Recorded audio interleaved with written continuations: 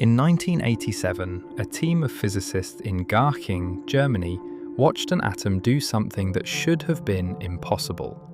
They had placed a single rubidium atom, just one, inside a superconducting cavity cooled to 0.5 degrees above absolute zero. The cavity was empty. No light, no photons, no energy, just the atom and the dark. They excited the atom to a higher energy state, then watched what happened. A classical picture would expect the atom to either stay excited or radiate its energy away into the surrounding emptiness and settle down. Instead, it oscillated. The energy moved out of the atom, then back in, then out again, a rhythmic exchange with nothing at all. The measurement was clear.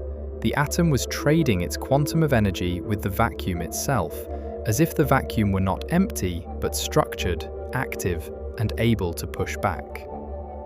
The oscillation frequency matched exactly what a 1963 theory had predicted for this situation, the jaynes-cummings-model, a set of equations describing one atom and one quantized light mode. But the prediction had seemed almost philosophical, an atom swapping energy with zero photons. Now it was real. Here is the genuine puzzle. We typically picture a vacuum as nothing, the absence of everything.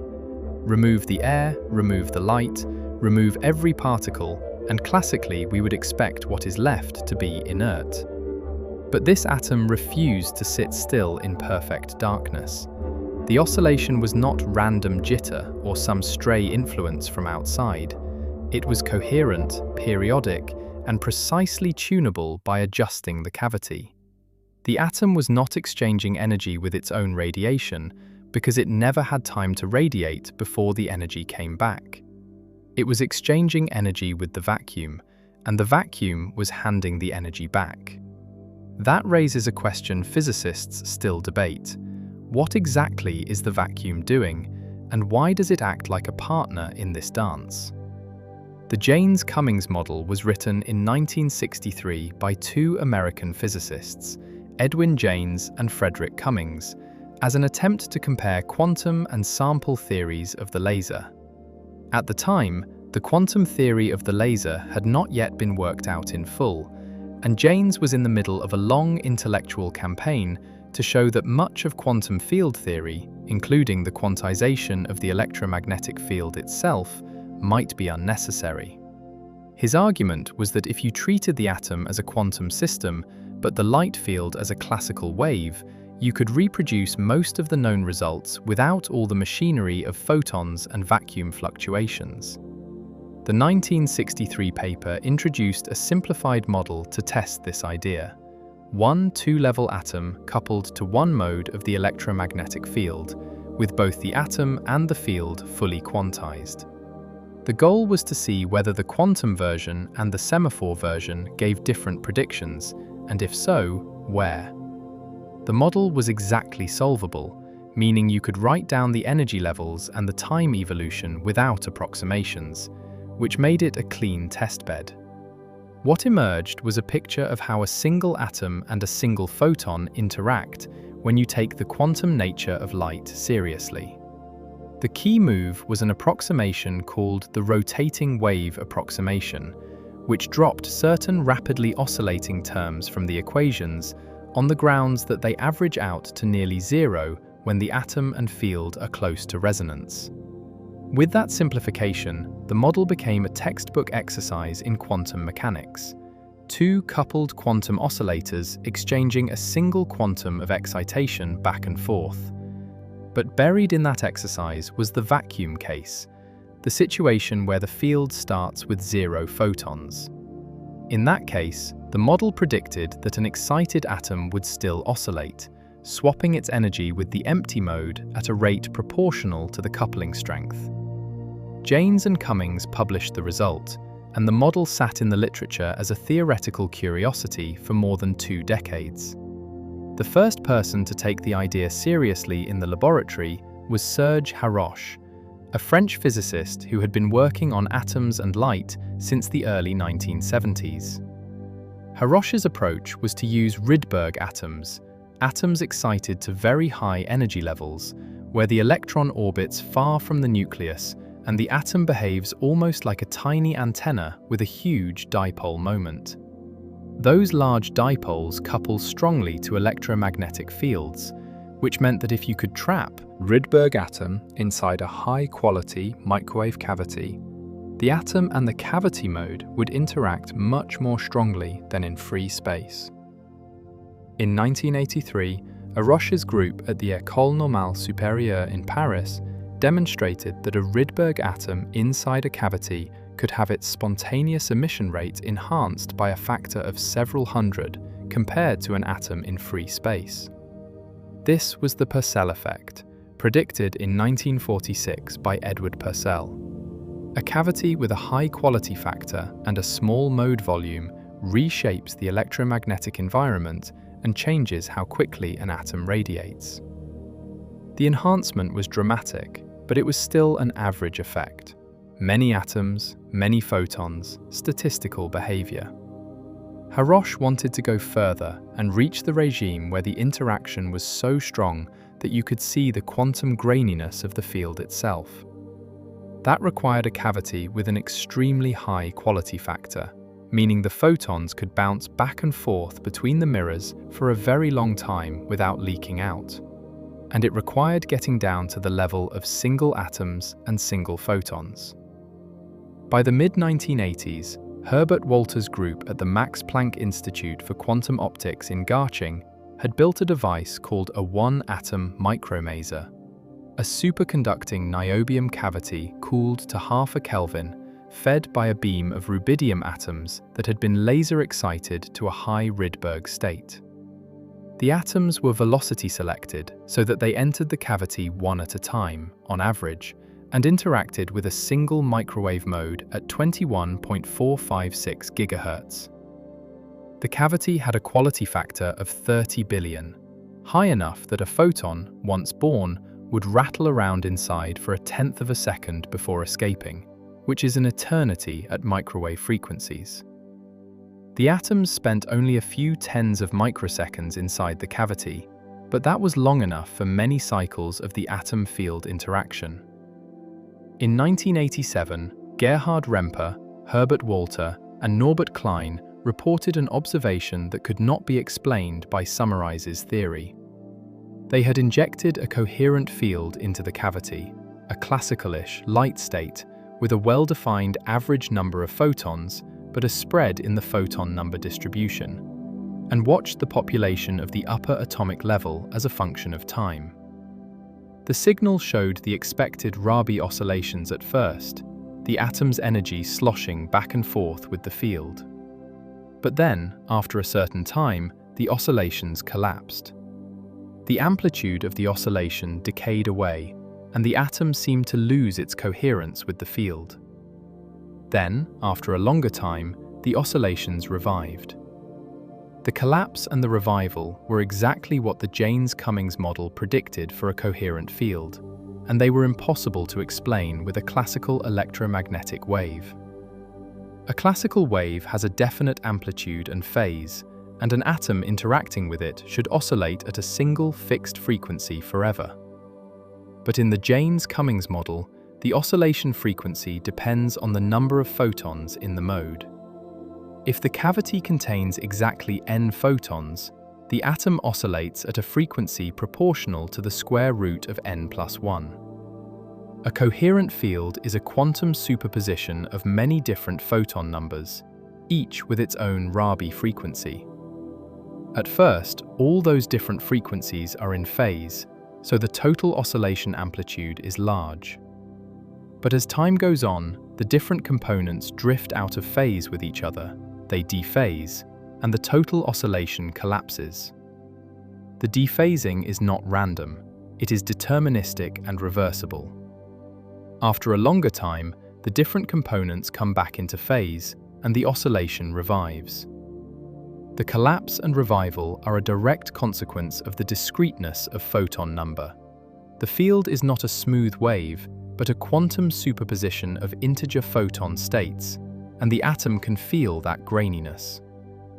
Rempe, Walther, and Klein had observed the effect directly, and it was the first experimental confirmation that the Jaynes-Cummings-model was not just a mathematical convenience, but a real description of how atoms and light behave at the single quantum level.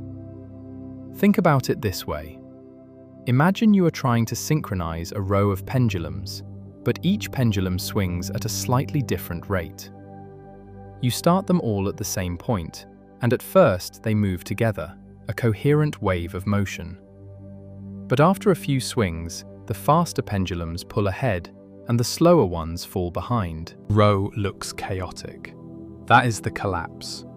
But if the pendulum rates are related by simple integer ratios, then after a longer time, they will all meet back at the starting point and swing together again. That is the revival. The atom in the cavity is like a detector sitting at the starting point, watching whether the pendulums are in sync. The collapse tells you the pendulums have different rates. The revival tells you those rates are not arbitrary, but come in discrete steps, the photon-number ladder. That is the fingerprint of quantization. Here is the strange part. The Garching micromaser and the ENS Paris photon box were not looking at anything exotic or high energy. The photons in these experiments carried microwave frequencies, 20 or 50 gigahertz, which correspond to energies about 100,000 times smaller than a single photon of visible light. The cavity was less than 3 centimeters across, small enough to fit in your hand. The atoms were ordinary rubidium, the same element used in some atomic clocks. The temperature was a fraction of a degree above absolute zero, but that is achievable with standard cryogenic equipment. There was nothing unearthly about the setup. What made it extraordinary was the precision. The cavity mirrors were polished and aligned well enough that a photon could bounce back and forth 10 billion times before escaping. The atomic beam was collimated and velocity selected so that the atoms arrived one at a time in a known state at a known speed. The detectors could measure whether a single atom left the cavity in its upper or lower state without destroying the photon inside. That combination of precision turned a tabletop apparatus into a window onto the quantum structure of the electromagnetic field itself. Why does this matter? Because GPS would not work without it. The global positioning system relies on atomic clocks in satellites, and those clocks lose accuracy if you do not account for the fact that time runs at different rates depending on how fast you are moving and how deep you are in a gravitational field. The corrections come from general relativity and special relativity, but the measurement of time itself, the ticking of the atomic clock, is governed by the interaction between atoms and electromagnetic fields. The same physics that makes a rubidium atom oscillate in a dark cavity also makes a cesium atom in a GPS satellite emit microwaves at a precise 9.192 GHz frequency, and any change in the electromagnetic environment, such as the zero-point field in a different gravitational potential, shifts that frequency. The GPS system compensates for these shifts using calculations that assume the electromagnetic field is quantized and that the vacuum is not empty. If you treated the field as purely classical, the corrections would be wrong, and your position on the map would drift by kilometers per day. The same principle underpins magnetic resonance imaging, quantum computing with superconducting circuits, and the next generation of ultra-precise sensors. These are not philosophical exercises. They are technologies that depend on taking the quantum nature of light and the structure of the vacuum seriously. The Jaynes-Cummings-model makes a specific, testable prediction about what happens when you put an excited atom in a perfectly empty cavity. The atom should oscillate at a frequency called the vacuum-Rabi frequency, which is twice the coupling constant g. The coupling constant measures how strongly the atom's dipole moment interacts with the zero-point fluctuations of the cavity mode. Those fluctuations are not thermal. The cavity is cold enough that there are no thermal photons bouncing around. They are quantum, the irreducible minimum of field energy that remains even when the mode is in its ground state. The model says that this zero-point field is enough to drive the atom. The atom emits a photon into the mode, then reabsorbs it, then emits it again, over and over, at a rate determined by the strength of the coupling and the geometry of the cavity. This is vacuum-rabi-oscillation, and it was seen directly in the Garching micromaser and later in optical cavities. In 1992, a team at Caltech led by Jeff-Kimble demonstrated vacuum-rabi splitting, a closely related effect, for a single cesium atom in an optical Fabry-Perot cavity. They measured the transmission of a weak probe beam through the cavity and saw that the single resonance of the empty cavity split into two peaks when a single atom was present. The splitting was a normal mode effect. The atom and the cavity mode couple so strongly that they stop behaving as separate entities and instead form two hybrid states, called dressed states, each with its own energy. The splitting between the two dressed states, measured in frequency, is exactly the vacuum-rabi frequency. At optical wavelengths, the Caltech group measured a splitting on the order of tens of megahertz, fast enough that the oscillation completes many cycles during the time the atom spends in the cavity. That was the first demonstration of strong coupling between a single atom and a single photon in the optical domain, and it confirmed that the same physics seen in microwave cavities also governs the interaction of atoms with visible light. The vacuum-rabi oscillation is strange because it contradicts the intuitive picture of spontaneous emission. In the standard story, an excited atom in free space radiates its energy into the surrounding electromagnetic field and decays to the ground state. The decay is irreversible. Once the photon is emitted, it spreads out in all directions and is gone. The atom ends up in the ground state, and the photon carries the energy away to infinity. That picture is correct for an atom in free space, but it is not the whole story. The irreversibility comes from the fact that free space has infinitely many modes, and the emitted photon can couple to any of them. Once the photon has leaked into that continuum, the probability that it will come back and re-excite the atom is essentially zero. But if you put the atom inside a cavity that supports only a single mode or a small number of modes, the situation changes. The photon has nowhere else to go. If the cavity mirrors are good enough, the photon bounces back and forth between them for a long time, and during that time it can be reabsorbed by the atom. The emission is no longer irreversible. It is a coherent oscillation because the atom and the field remain coupled. That is the essence of cavity quantum electrodynamics. By shaping the electromagnetic environment, you can change the dynamics of spontaneous emission from an irreversible decay into a reversible exchange. Here is the key piece of evidence that the electromagnetic field is quantized and not just a classical wave. In 1996, a team at ENS Paris, led by serge-haroche, performed an experiment that directly tested the photon-number dependence of the Rabi oscillation. They prepared a microwave cavity in a coherent state, a quantum superposition of different photon numbers, and sent a stream of Rydberg-atoms through it, one at a time.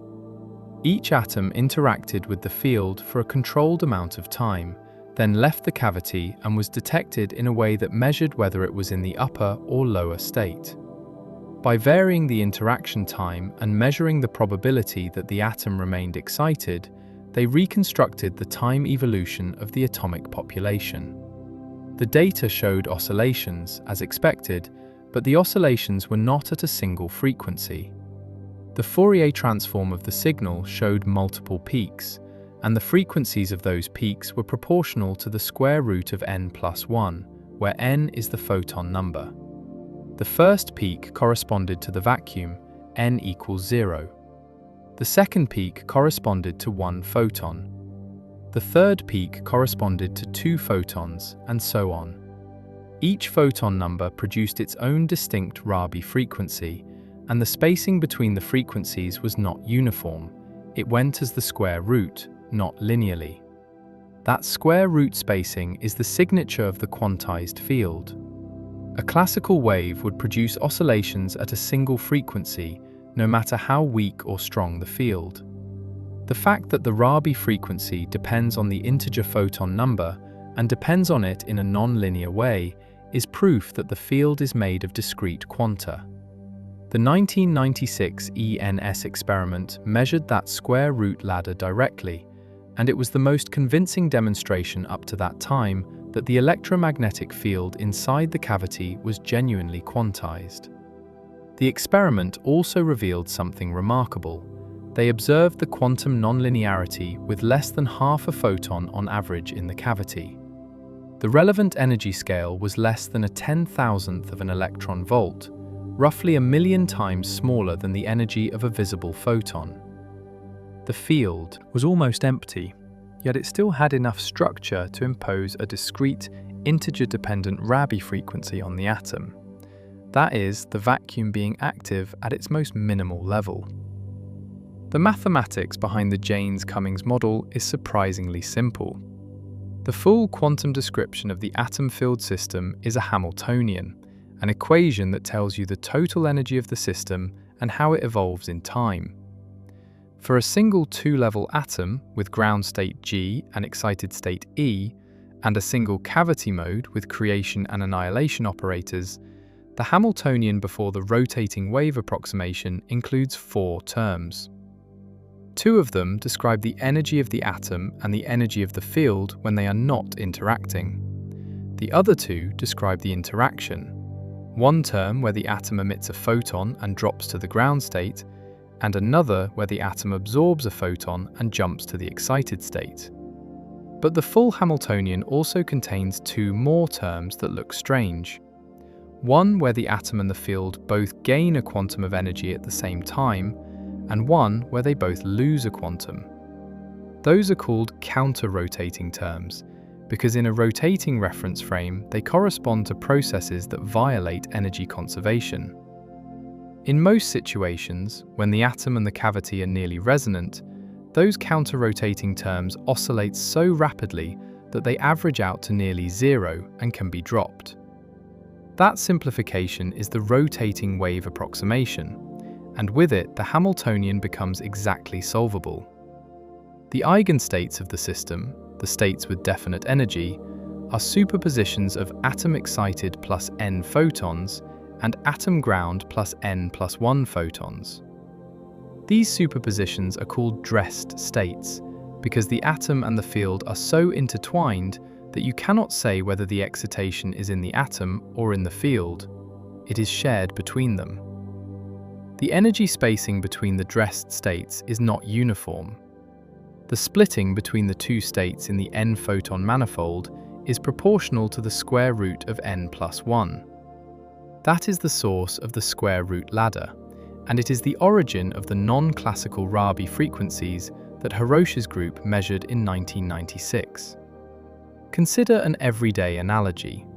Picture 2 identical pendulums hanging side by side, connected by a weak spring. If you pull one pendulum to the side and release it, it starts to swing. The spring pulls on the second pendulum, and gradually the energy transfers from the first to the second. Eventually, the first pendulum stops, and the second is swinging at full amplitude. Then the process reverses. The energy flows back to the first pendulum. The 2 pendulums trade energy back and forth, and the rate of the exchange depends on the strength of the spring.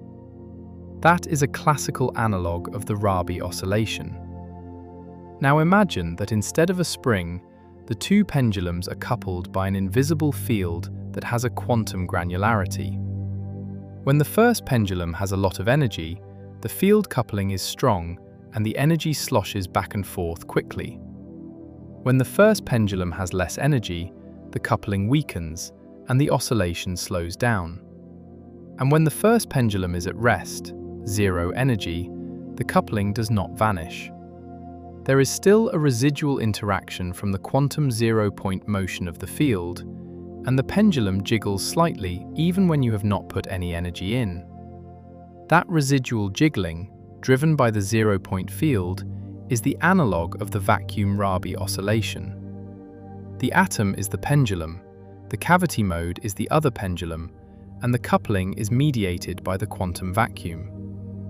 The fact that the atom never sits still, even in a perfectly dark cavity, is the quantum version of the residual jiggling. The standard explanation for spontaneous emission, the process by which an excited atom decays and emits a photon, has two competing narratives, and the choice between them is not settled by experiment.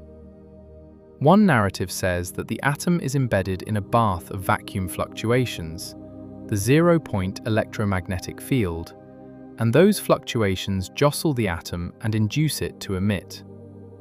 The other narrative says that the atom generates its own electromagnetic field as it starts to move, and that self-field exerts a radiation reaction force back on the atom, damping its motion and causing it to decay.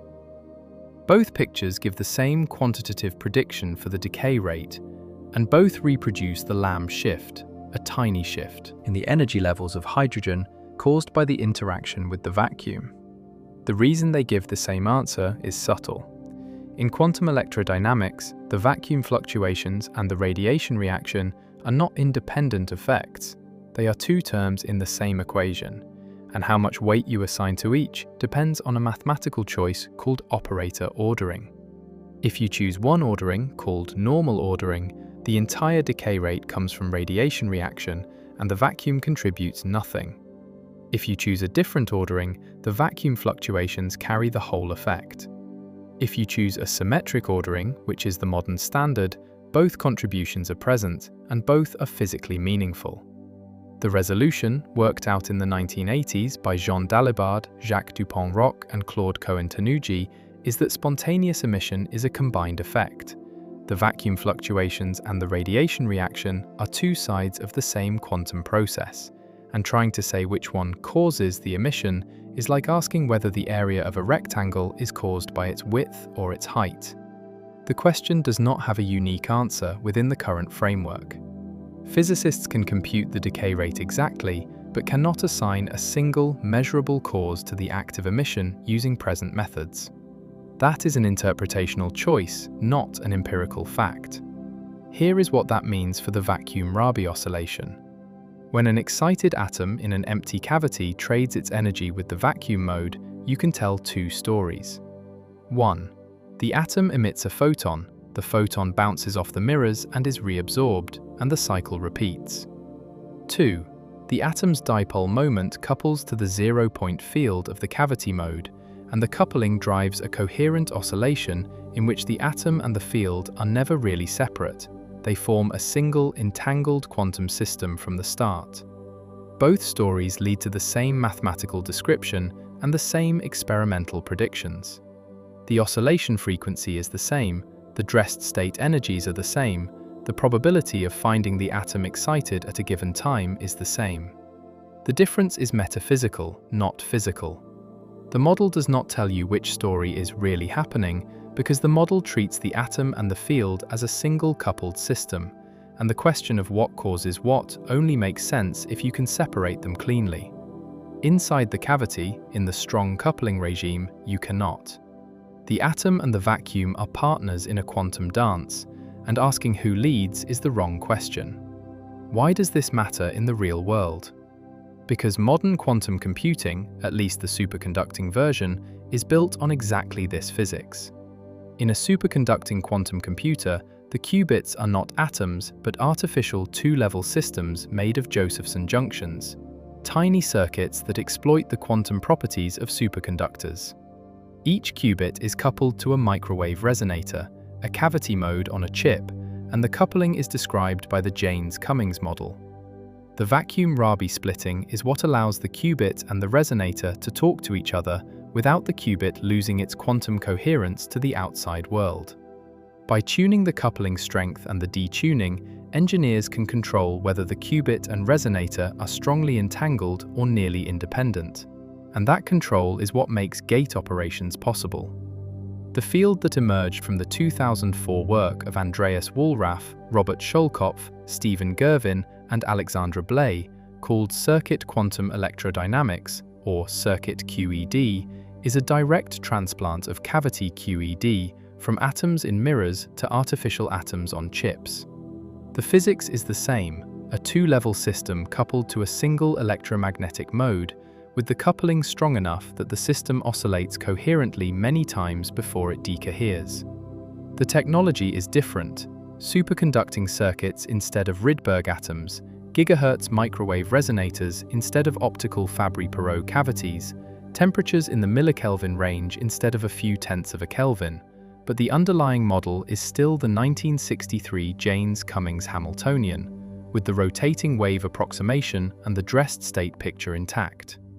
As of the 2020s, every major superconducting quantum computing platform, IBM, Google, Rigetti, IQM, uses circuit-qed as the backbone of qubit control and readout.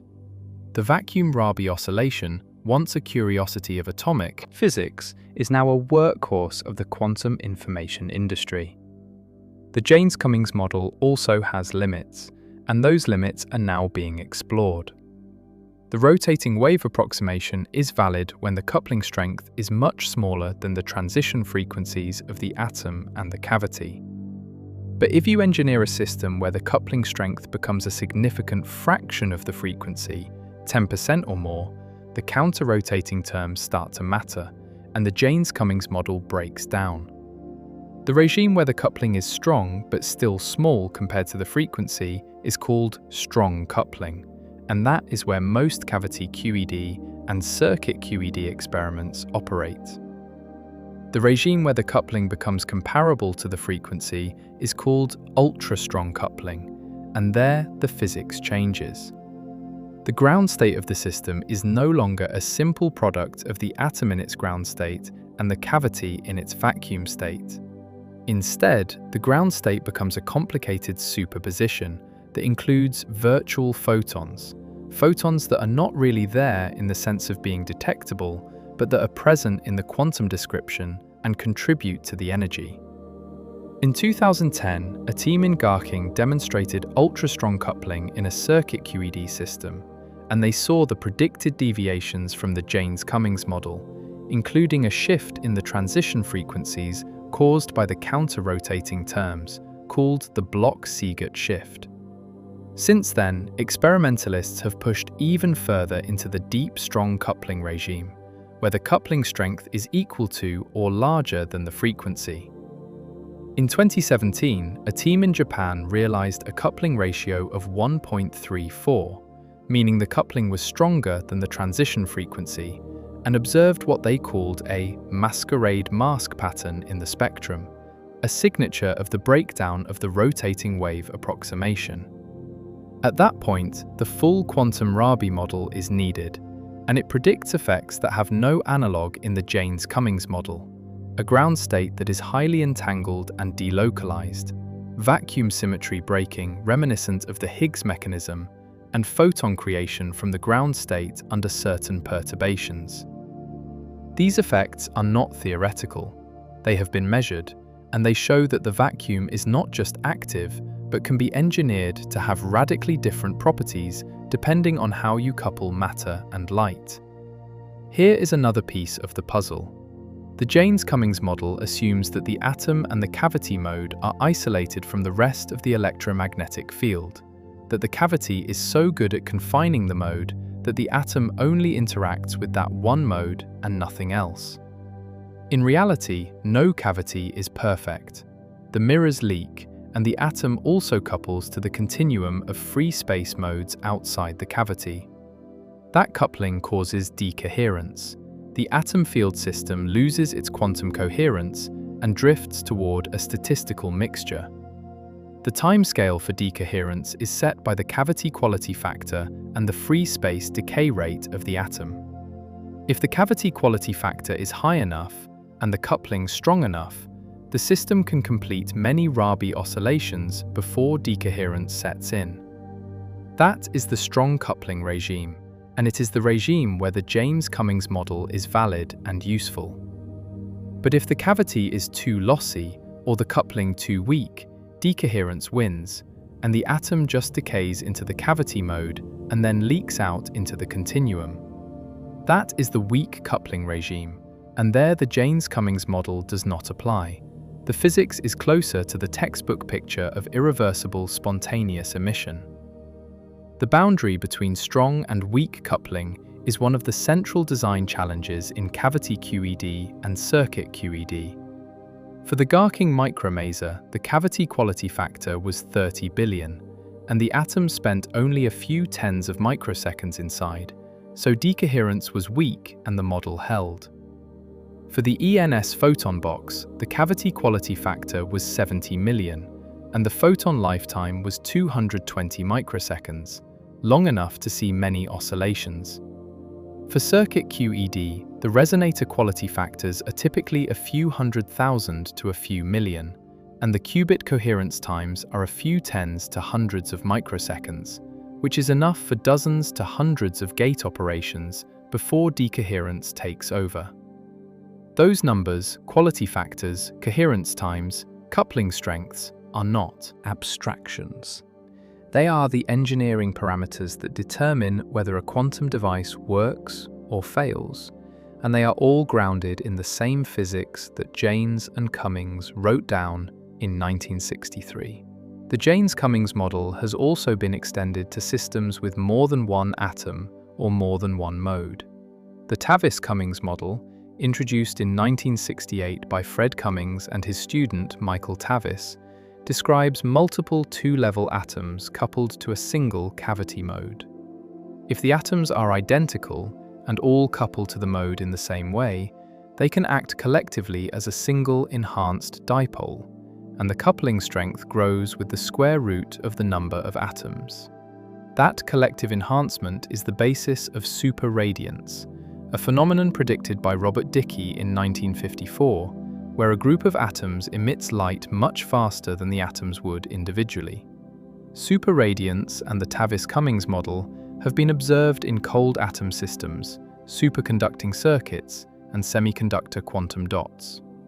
The physics is richer than the single atom case, because the atoms can become entangled with each other through their shared coupling to the cavity, and that entanglement can be used for quantum information processing or for building more sensitive sensors. The general lesson is that the Jaynes-Cummings model, simple as it is a building block. Once you understand one atom and one mode, you can build up to many atoms, many modes, open systems, driven systems, and eventually to the full complexity of quantum optical networks and quantum devices. Think about the scale of this. The entire architecture of modern quantum computing, with superconducting circuits, the most advanced quantum technology we have as of the mid-2020s, rests on a model that was written as a theoretical exercise in 1963 to test whether photons were necessary. Edwin Jaynes spent much of his career arguing that they were not, that spontaneous emission, the Lamb shift, and most of the so-called quantum effects of the electromagnetic field could be explained without quantizing the field, using a subtle scalability he called neoclassical radiation theory. He was wrong, but the model he wrote to test his idea turned out to be exactly right, and it became the foundation of an entire field. Frederick Cummings, his student, went on to extend the model and later moved to other areas of physics, including biophysics. An obituary for Cummings carried the self-deprecating line, "How to make an entire career out of diagonalization of a 2x2 matrix."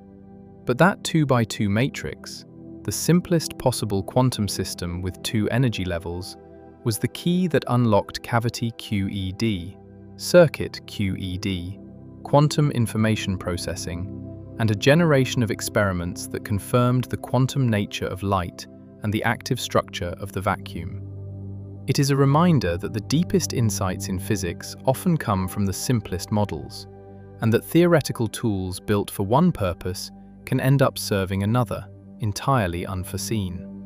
Serge-Haroche, who led much of the experimental work that confirmed the Jaynes-Cummings model and extended it into new regimes, was awarded the Nobel Prize in Physics in 2012, shared with David Wineland, for groundbreaking experimental methods that enable measuring and manipulation of individual quantum systems. Haroche's Nobel lecture described the photon box experiments at ENS and the philosophical reach of the work. He wrote that the experiments offered a glimpse at the boundary between the quantum world, where state superpositions are ubiquitous, and the classical one, where systems behave in a mundane, classical way. He also noted a limit that remains unresolved. This wave-particle duality leads to a strange quantum world in which atoms and light fields can exist in state superpositions, so to speak, suspended between different classical realities. This situation is impossible to comprehend intuitively by our classical minds, which have evolved to understand the macroscopic world surrounding us. That is the edge of understanding. The mathematics of quantum mechanics can predict the outcome of every measurement we can perform on an atom in a cavity, but it cannot tell us what is really happening between measurements, or why a definite outcome appears when we look. The Jaynes-Cummings model describes the coherent evolution perfectly. It does not resolve the measurement problem, and Haroche was explicit about that boundary. The experiments show that quantum superpositions are real and that the vacuum is structured. They do not show why the superposition collapses to a definite result when we measure it, or what the ontological status of the vacuum is before we probe it. Those questions remain open, and they lie beyond what the model was designed to address. Here is the final piece of strangeness. The Jaynes-Cummings model predicts that if you prepare an atom in a superposition of its ground and excited states, and couple it to a cavity mode also in a superposition, the combined system evolves into an entangled state where the atom and the field are correlated in a way that cannot be described by assigning a definite state to each separately. That entanglement is not a side effect or a correction, it is the central feature of the strong coupling regime.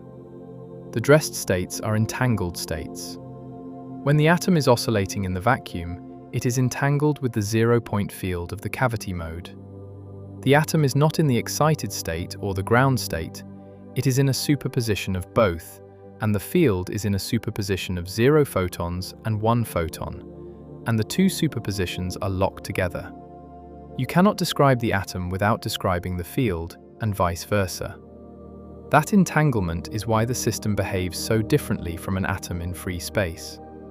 In free space, the atom emits into a continuum of modes, and the emitted photon spreads out and is lost.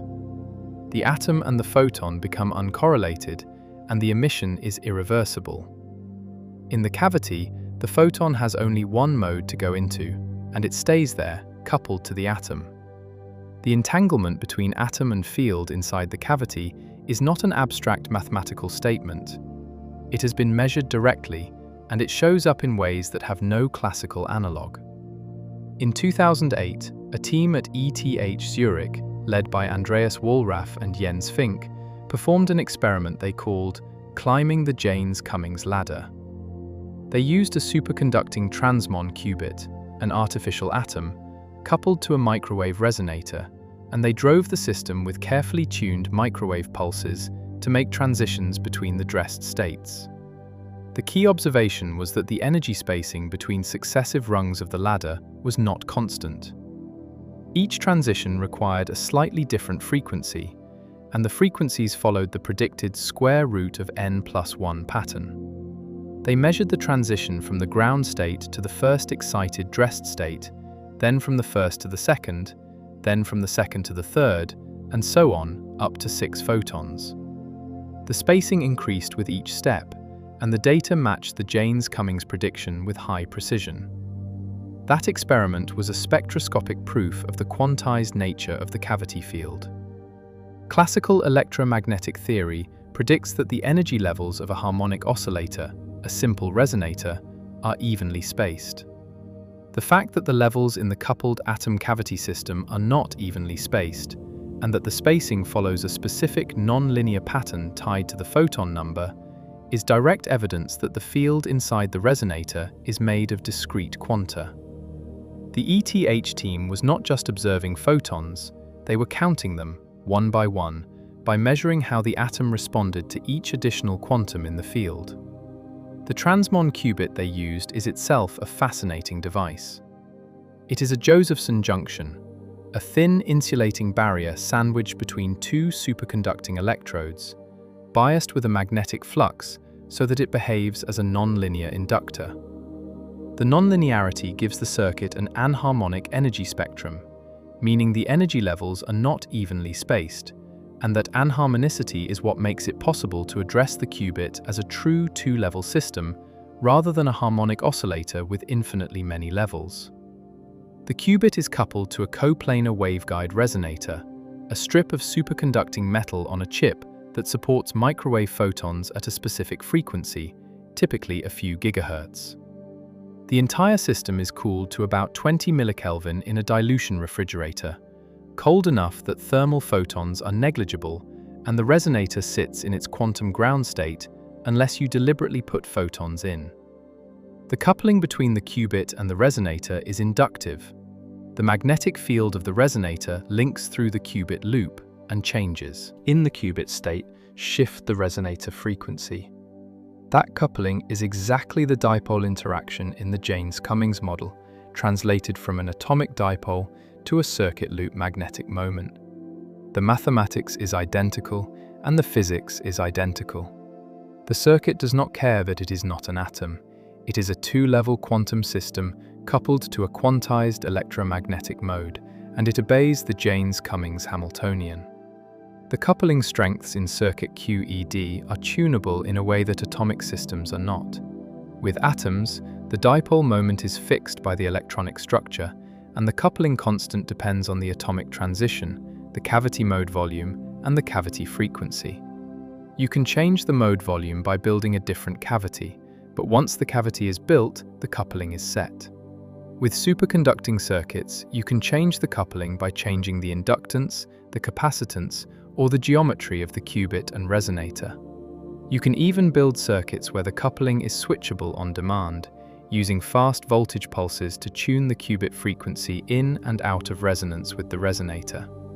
That tunability has made it possible to explore regimes that were inaccessible in atomic cavity-qed. In 2017, a team at the National Institute of Information and Communications Technology in Japan, led by Fumiki Yoshihara, built a flux qubit with a coupling strength so large that the coupling constant G was bigger than the qubit transition frequency. They reached a coupling ratio of 1.34, deep into what is now called the deep strong coupling regime. At that coupling, the rotating wave approximation completely fails. The counter-rotating terms, which the Jaynes-Cummings-model neglects, become as important as the co-rotating terms. The energy levels of the system no longer follow the Jaynes-Cummings ladder. Instead, they show a pattern that looks like a masquerade mask. Two branches that cross and repel each other in a complex way. The ground state is no longer a product of the qubit in its ground state and the resonator in its vacuum state. It is a highly entangled superposition that includes contributions from states with many virtual photons. Those virtual photons are not detectable by just measuring the resonator, but they contribute to the ground state energy, and they change the response of the system to external drives. The deep strong coupling regime is a place where the vacuum is not merely active but dominant, and where the distinction between matter and field becomes almost meaningless. Why does that matter? Because it opens the door to phenomena that do not exist under ordinary conditions. In the deep strong coupling regime, the ground state of the qubit resonator system can be used as a resource for quantum information processing in ways that the ordinary vacuum cannot. The entanglement in the ground state is robust against certain types of noise, and it can be manipulated by changing the coupling or the detuning without having to populate the resonator with real photons. There are also predictions, not yet confirmed experimentally, that in the deep strong coupling regime, you can extract real photons from the vacuum by modulating the coupling fast enough. A process related to the dynamical Casimir effect, where accelerating mirrors in a cavity are predicted to create photon pairs out of the zero-point field. The dynamical Casimir effect was demonstrated in a superconducting circuit in 2011 by a team in Sweden, using a different setup, but the deep strong coupling version has not yet been seen. If it works, it would be a direct demonstration that the vacuum is not just a passive background, but a medium with energy and structure that can be tapped, at least in principle. The Purcell-effect, the cavity-induced change in spontaneous emission, is another place where the structure of the vacuum shows up in everyday technology. In 1946, Edward Purcell, working on nuclear magnetic resonance, realized that if you put an emitter inside a resonant cavity, the rate at which it emits radiation depends on the cavity's quality factor and mode volume. A high Q, small volume cavity enhances the emission rate. A cavity tuned off resonance suppresses it. Purcell calculated the enhancement factor, now called the Purcell factor, and predicted that emission rates could be changed by factors of 10 or 100 by shaping the electromagnetic environment. The first experimental confirmation came in 1985, when a team led by Haroche observed enhanced spontaneous emission of rydberg-atoms in a superconducting cavity, and another team, led by Randy Hewlett, observed inhibited spontaneous emission of atoms in free space when certain modes were suppressed by placing the atoms near a mirror. Both results confirmed that spontaneous emission is not an intrinsic property of the atom alone. It depends on the electromagnetic modes available to the emitted photon, and those modes depend on the geometry of the surroundings. The vacuum is not the same everywhere. Near a mirror, or inside a cavity, or in a waveguide, the vacuum has a different mode structure than in free space, and atoms respond to that difference. That principle is now used in the design of LEDs, lasers, single photon sources, and sensors. A single quantum dot, a semiconductor nanocrystal with atomic-like energy levels, placed inside a photonic crystal cavity, can emit single photons on demand, and the emission rate and direction are controlled by the Purcell-effect. The same quantum dot in free space would emit much more slowly and in all directions. The cavity reshapes the vacuum around the dot, funneling the emission into a single mode, and that control is what makes the device useful. In 2004, two independent teams, one led by Yoshihisa Yamamoto in Japan and another led by Jean-Michel Girard in France, demonstrated vacuum-Rabi splitting with a single quantum dot in a photonic crystal cavity. A quantum dot is a tiny island of one semiconductor material embedded in another, typically a few nanometers across.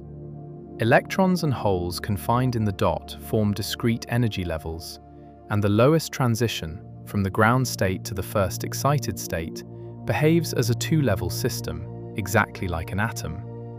The dot is embedded in a photonic crystal, a slab of material patterned with a periodic array of holes that creates a photonic band gap, a range of frequencies where light cannot propagate. A defect in the pattern, a missing hole, creates a localized cavity mode, and the quantum dot sits at the center of that mode. The mode volume is less than a cubic wavelength, and the quality factor can be a few thousand, enough to reach strong coupling.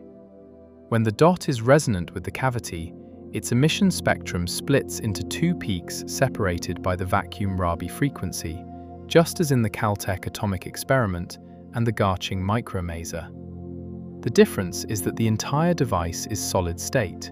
It operates at cryogenic but not ultra-low temperatures, and it is compatible with semiconductor fabrication. Quantum dots in photonic cavities are now a leading platform for single photon sources, which are essential components for quantum communication and quantum cryptography.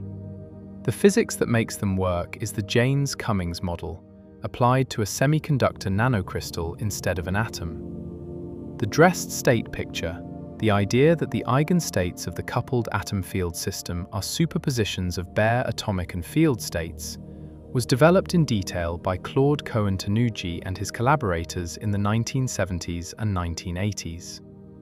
Cohen-Tanuji, who won the Nobel Prize in Physics in 1997 for laser cooling and trapping of atoms, used the dressed state framework to understand how atoms interact with intense laser fields. In the weak field limit, the atom has well-defined energy levels, and the laser drives transitions between them. But when the field is strong enough that the coupling energy becomes comparable to the energy level spacing, the atom and the field hybridize, and the correct description is in terms of dressed states rather than bare states. The dressed state energies depend on the intensity of the field, and as you change the intensity, the energies shift. That shift is the origin of the AC Stark effect, also called the light shift, where the presence of a strong off-resonant laser shifts the atomic transition frequency. The same physics applies in the Jaynes-Cummings-model. The dressed states are the natural basis for describing the system, and processes like Rabi oscillation, collapse and revival, and vacuum-Rabi splitting are all manifestations of the dressed state structure. Cohen-Tanuji, along with Dalibard and DuPont-Rock, also clarified the vacuum fluctuation versus radiation reaction debate by showing that the two interpretations are related by a choice of operator ordering, and that a symmetric ordering gives both. Contributions equal status. That resolution is widely accepted, though it leaves open the deeper question of what the vacuum is, whether it is a real physical field that fluctuates or a bookkeeping device for quantum uncertainty in our description. One way to think about the vacuum is to compare it to the quantum zero-point energy of a mechanical oscillator.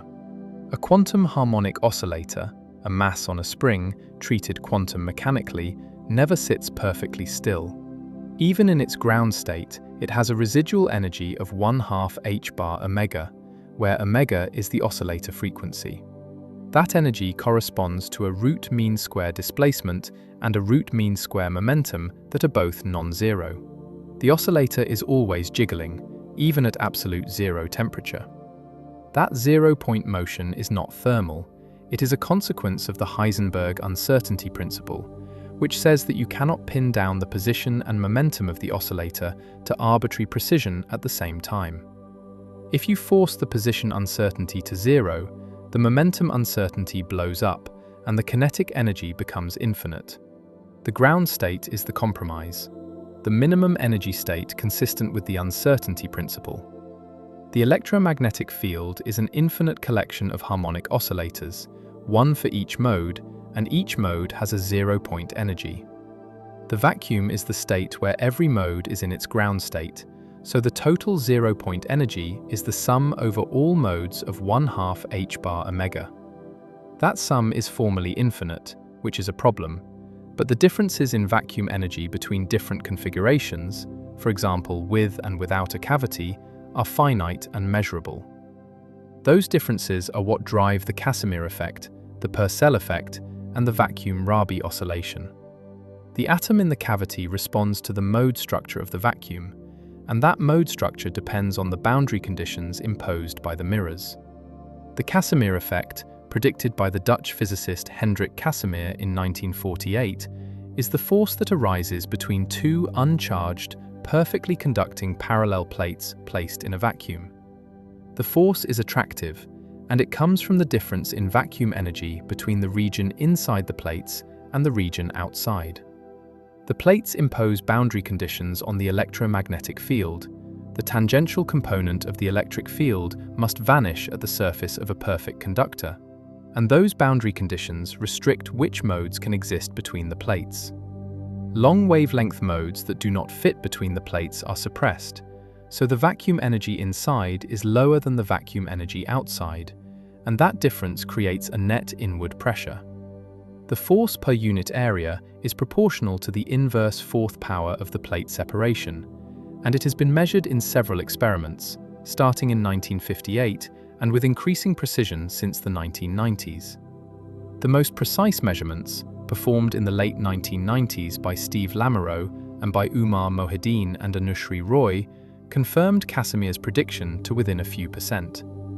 The Casimir effect is often cited as proof that the vacuum has real, measurable energy, though some interpretations attribute the force to van der Waals interactions between the plates rather than to the vacuum itself. The distinction is subtle, because in quantum electrodynamics, the two pictures are equivalent. They are different ways of calculating the same thing. What is not in dispute is that the force exists, that it depends on the geometry of the setup, and that it is correctly predicted by treating the electromagnetic field as quantized and the vacuum as having structure.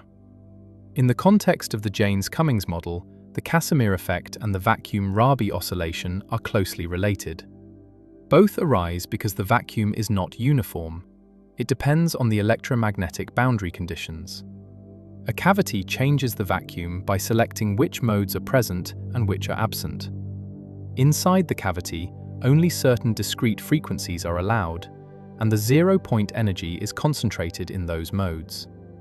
Outside the cavity, the modes form a continuum, and the zero-point energy is spread out. An atom placed inside the cavity couples to the discrete modes, not the continuum, and that is why its behavior changes. The vacuum-Rabi oscillation happens because the atom is coupled to a single, well-defined mode with a large zero-point field amplitude, and that coupling is coherent. If you could remove the cavity and let the atom couple to the full continuum of free space modes, the coupling to any individual mode would be weak, and the oscillation would be replaced by irreversible decay. The cavity does not create the vacuum field, it reshapes it. The reshaping is what makes the atom oscillate instead of decay. The rotating-wave approximation, the step that makes the jaynes-cummings-model exactly solvable, has a geometric interpretation. In the interaction picture, a rotating reference frame where the fast oscillations of the atomic and field operators are removed, the co-rotating terms, the atom absorbing a photon and the atom emitting a photon, appear as slowly varying or static couplings, while the counter-rotating terms, the atom and field both gaining or both losing energy, oscillate at twice the transition frequency. If the coupling strength is much smaller than the transition frequency, the counter-rotating terms average to nearly zero over any timescale longer than a single oscillation period, and they can be neglected. That is the rotating wave approximation. It is valid in the weak to strong coupling regime, where the coupling constant G is much smaller than the atomic and cavity frequencies, but it breaks down in the ultra-strong coupling regime, where G becomes a significant fraction of the frequency, and it fails completely in the deep strong coupling regime, where G is comparable to or larger than the frequency. The breakdown of the rotating wave approximation was first observed experimentally in 2010 by Matthias Niemczek and colleagues at the Walther-Meissner Institute in Garching. They used a flux qubit coupled to a coplanar waveguide resonator and reached a coupling strength where the Bloch-Siegert shift, a frequency correction caused by the counter-rotating terms, became measurable. The shift was a few % of the transition frequency, small but unambiguous, and it matched the prediction of the full quantum-rabi-model. That experiment marked the entry into the ultra-strong coupling regime, and it opened a new frontier where the physics goes beyond the Jaynes-Cummings-model. At the same time, a team led by Enrique Solano at the University of the Basque Country in Spain developed the theoretical framework for ultra-strong and deep-strong coupling and made predictions for what should happen in those regimes. One prediction is that the ground state of the coupled system should contain virtual photons. Photons that are present in the quantum state, but that do not contribute to the energy in a measurable way unless you perturb the system. Another prediction is that the symmetry of the ground state can be broken. Instead of having equal contributions from the atom in the ground state and the atom in the excited state, the ground state can prefer one over the other, depending on the coupling and detuning. That symmetry breaking is analogous to the Higgs mechanism in particle physics, where the ground state of a field picks a direction in an internal symmetry space. In the deep, strong coupling regime, the vacuum is no longer a passive backdrop. It is a dynamically structured state that determines how the system behaves. The 2017 experiment by Yoshihara and collaborators in Japan confirmed many of these predictions. They observed the masquerade mask spectrum, they measured the ground state energy as a function of coupling, and they found evidence for the expected entanglement in the ground state. The ground state of the system was not empty. It was a superposition of qubit and resonator states that included contributions from states with many photons, and those contributions were not negligible. They were the dominant feature. The quantum-rabi-model, the full Hamiltonian without the rotating wave approximation, was proved to be exactly solvable only in 2011 by Daniel Brach, a physicist at the University of Augsburg in Germany. For almost 75 years, since Rabi's original 1936 paper, the full model was thought to be intractable, solvable only numerically or in certain limits. The Jaynes-Cummings-model, with the rotating-wave approximation, was the only exactly solvable case. Brach found a way to recast the problem as a set of transcendental equations that could be solved analytically, and he showed that the spectrum of the quantum-Rabi-model has a hidden integrability structure related to a mathematical object called a confluent Hune function. The solution is not simple. It involves infinite continued fractions and special functions, but it is exact, and it provides the energies of all the bound states of the system for any value of the coupling strength, from weak to deep strong. Brach's solution is a landmark in mathematical physics, and it has made it possible to predict and understand the ultra-strong and deep-strong coupling phenomena that are now being explored experimentally. It also revealed that the quantum-Rabi-model, despite its apparent simplicity, just one atom and one mode, has a rich and subtle mathematical structure that was hidden for decades. The measurement of the atom state in the Garching micromaser and the ENS photon box was performed using a technique called state-selective field ionization. After the atom exits the cavity, it passes through a region with a strong electric field. If the atom is in a high Rydberg state, the electric field pulls the electron away from the nucleus, ionizing the atom, and the resulting ion is detected with nearly perfect efficiency. The key is that the ionization threshold depends on the principal quantum number of the Rydberg state. If the atom is in the upper state of the maser transition, it ionizes at a lower field strength than if it is in the lower state. By ramping the electric field and measuring at which field strength the ion appears, you can determine which state the atom was in as it left the cavity. That measurement is highly efficient, close to 100% detection probability, and it is non-destructive in the sense that it does not perturb the photon field left behind in the cavity.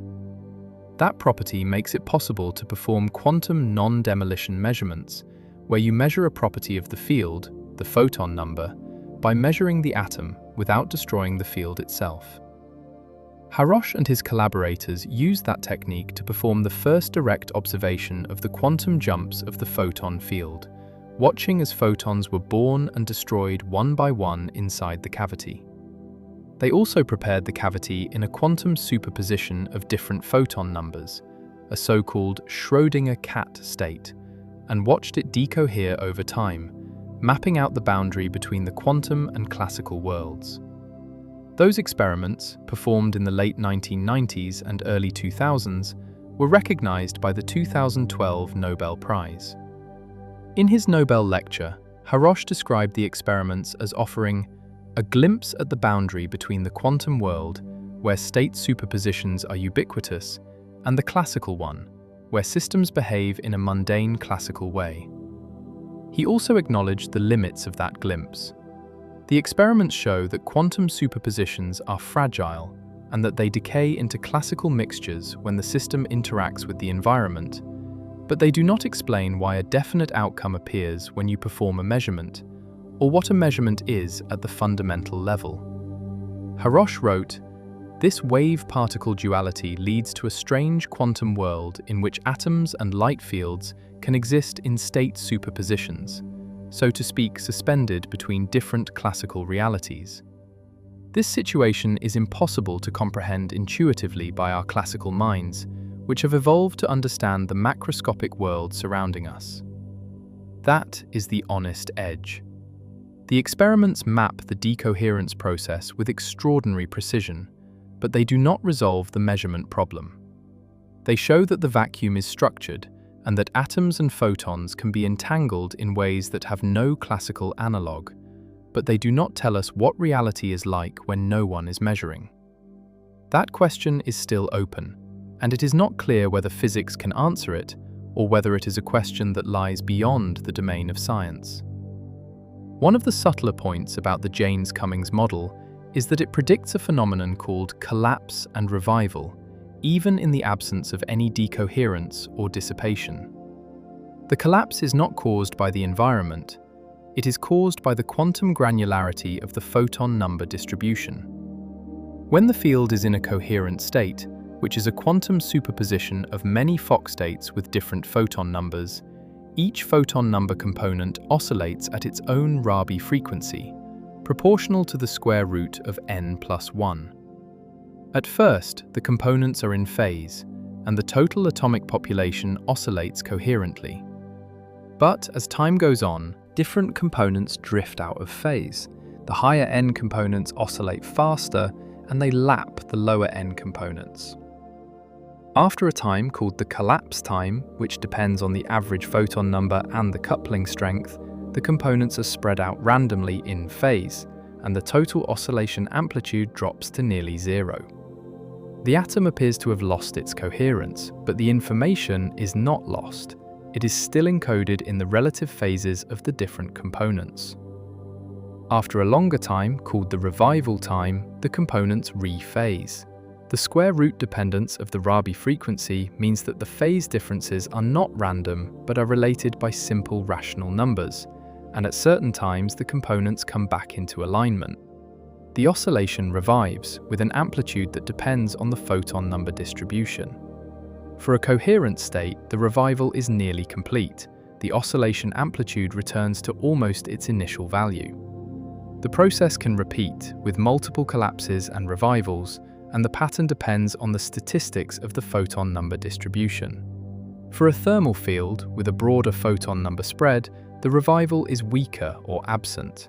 For a Fock state with a sharp photon number, there is no collapse at all. The oscillation continues indefinitely at a single frequency. The collapse and revival pattern is a direct signature of the quantum nature of the field, and it was the first phenomenon predicted by the Jaynes-Cummings-model that could not be explained by any Coulomb theory. Fred Cummings discovered the collapse in 1965, 2 years after the original paper, when he extended the model to include a coherent state field. He found that the atomic inversion, the difference between the probability of the atom being excited and the probability of it being in the ground state, oscillates at first but then decays to near zero, and he attributed the decay to the dephasing of the different photon number components. At the time, he did not predict the revival, and he did not calculate the long-time behavior in detail. The revival was predicted independently in 1980 by 3 physicists: Joseph Eberle at the University of Rochester, Nikolai Narozhny in the Soviet Union, and Juan José Sánchez Mondragón in Mexico, in a paper titled Periodic Spontaneous Collapse and Revival in a Simple Quantum Model. They showed that the dephasing is reversible and that the oscillation revives after a time proportional to the square root of the average photon number, and they calculated the full time-dependent dynamics. The prediction was confirmed experimentally by Rempe, Walther, and Klein in the 1987 Garching micromaser experiment. They observed several cycles of collapse and revival, and the timing and amplitude of the revivals agreed with the Jaynes-Cummings prediction. That experiment, more than any other, established the Jaynes-Cummings model as the correct description of single-atom, single-mode quantum optics. The collapse and revival phenomenon has a classical analogue that makes it easier to visualize. Imagine a choir where each singer is humming at a slightly different frequency. At first, the singers are all in phase, and the sound is loud. But as time goes on, the singers drift out of phase, and the total volume drops because the sound waves interfere destructively. After a longer time, if the frequency differences are related by simple ratios, the singers come back into phase, and the volume revives. The collapse is the dephasing, the revival is the rephasing. The difference between the classical and quantum cases is that in the classical case, the frequencies can be any continuous set of values, and the revival may never happen or may be very weak. In the quantum case, the frequencies are quantized. They come in discrete steps proportional to the square root of integer photon numbers, and that quantization guarantees that the components will rephase at predictable times. The discreteness of the photon number is what makes the revival robust. The Jaynes-Cummings model also predicts a subtle effect called the photon-number state collapse, which is different from the collapse caused by a photon-number distribution. Even for a single Fock state, if you allow the atom to have a very weak coupling to the continuum of free space modes, a coupling that was neglected in the ideal model, the Rabi oscillation will eventually decay because the atom loses energy to the continuum. That decay is the usual irreversible spontaneous emission, and it competes with the reversible Rabi oscillation. If the cavity quality factor is high enough, the reversible oscillation wins, and you see many cycles before the decay sets in. If the quality factor is too low, the decay dominates, and the oscillation is damped from the start. The boundary between these regimes is the strong coupling condition.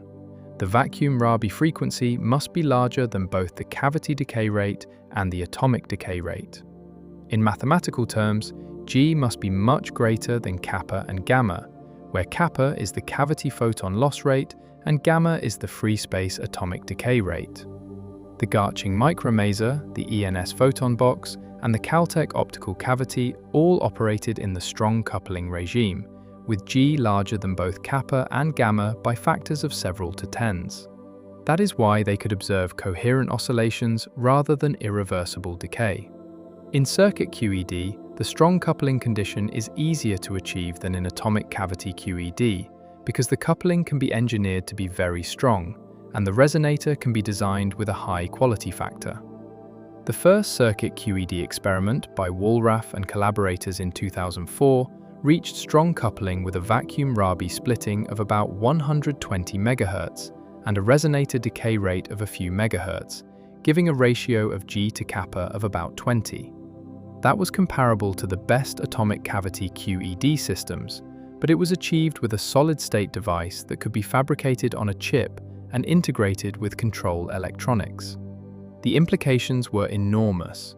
Circuit-qed made it possible to scale up the number of qubits, to couple qubits to each other via shared resonators, and to perform gate operations and measurements with high fidelity. It became the foundation of superconducting quantum computing, and as of the 2020s, companies like IBM, Google, and Rigetti have built processors with dozens to hundreds of qubits, all based on the same Jaynes-Cummings physics that Wallraff and colleagues demonstrated in 2004. The fidelity of quantum gates in superconducting processors is limited by decoherence, and decoherence in circuit-qed is caused by several mechanisms. One is energy relaxation, where the qubit loses energy to the electromagnetic environment through coupling to uncontrolled modes. Another is dephasing, where the qubit's phase coherence is lost because of fluctuations in the qubit frequency caused by noise in the control lines or the substrate. A third is photon loss from the resonator, which limits the time you can store quantum information in the resonator mode. All three mechanisms are consequences of the fact that the qubit and resonator are not perfectly isolated from the outside world. They are coupled to a bath of environmental modes: phonons in the substrate, two-level defects in the insulating materials, stray electromagnetic modes in the fridge, and those couplings cause the quantum state to leak out into the environment. The challenge of building a quantum computer is to reduce those couplings to the point where the coherence time is long enough to perform many gate operations before the state decoheres. The current state of the art, as of 2024, is coherence times of a few hundred microseconds for the best transmon-qubits, which corresponds to several thousand gate operations. That is impressive, but it is still far short of the millions of operations needed for fault-tolerant quantum computation, where errors are corrected faster than they accumulate. Reaching that threshold will require further improvements in materials, fabrication, and design, but the basic physics is understood. It is the Jaynes-Cummings-model, extended to include dissipation and noise, and the goal is to push the system deeper into the strong coupling regime while reducing the coupling to the environment. Haroche's photon box experiments also revealed something unexpected about the nature of decoherence. When they prepared the cavity in a superposition of two coherent states with different phases, a state often called a Schrödinger cat state because it is a superposition of two macroscopically distinct states, and watched it evolve, they found that the coherence decayed on a timescale that depended on the size of the cat, meaning the separation between the two coherent state components in phase space. The larger the cat, the faster the decoherence. That scaling is exactly what you would expect if decoherence is caused by the environment continuously measuring which state the system is in. A larger cat corresponds to a bigger difference in the electromagnetic field, and a bigger difference means the environment can distinguish the two branches more easily, so the decoherence is faster. The scaling law agreed with a theoretical prediction by Wojciech Zurek called environment-induced decoherence, or einselection, which says that the environment selects a preferred set of states, the states that are most stable against decoherence, and forces the system into one of them. For the cavity field, the preferred states are coherent states, which are the most classical-like. Superpositions of coherent states decohere into mixtures of coherent states, and the bigger the superposition, the faster it decoheres. That process is why we do not see macroscopic quantum superpositions in everyday life. The environment measures the system continuously, and the measurement collapses the superposition before we can observe it. The photon box experiments mapped that collapse in real time for a system with just a few photons, and they showed that the process is smooth, gradual, and predictable. But they did not explain what a measurement is or why the collapse happens. They only showed that it does happen and that it happens faster for larger systems. The question of what causes spontaneous emission and whether it is driven by vacuum fluctuations or radiation reaction was debated intensely in the 1970s and 1980s. The debate was not about the predictions of quantum electrodynamics. Everyone agreed that QED gave the correct decay rate and the correct line shape, but about the interpretation, about which physical mechanism was responsible. The vacuum fluctuation picture, championed by Theodore Welton in 1948 and later by Peter Miloni and others, says that the atom is immersed in a sea of zero-point electromagnetic fluctuations, and those fluctuations drive the atom's dipole moment to oscillate, causing it to radiate. The radiation reaction picture, championed by Ackerholt, Knight, and Eberle in 1973, says that the atom generates its own electromagnetic field as it oscillates, and that self-field exerts a damping force on the atom, causing it to lose energy. The two pictures give the same quantitative result because they are two ways of organizing the same calculation. In the Heisenberg picture of quantum mechanics, the time evolution of an observable is given by a commutator with the Hamiltonian, and that commutator can be split into different terms depending on how you order the operators. If you put the field annihilation operators to the right and the creation operators to the left, a choice called normal ordering, the entire decay rate comes from the radiation reaction term, and the vacuum fluctuations contribute zero. If you put the creation operators to the right and the annihilation operators to the left, anti-normal ordering, the entire decay rate comes from the vacuum fluctuations, and the radiation reaction contributes zero. If you use symmetric ordering, where the creation and annihilation operators are symmetrized, both contributions are present, and both are Hermitian, meaning they correspond to physically observable effects. Dalibard, Dupont-Roch, and Cohen-Tanuji showed in 1982 and 1984 that the symmetric ordering is the most natural choice, because it gives each term a clear physical meaning and avoids the ambiguity of choosing one ordering over another. They concluded that spontaneous emission is a combined effect. The vacuum fluctuations and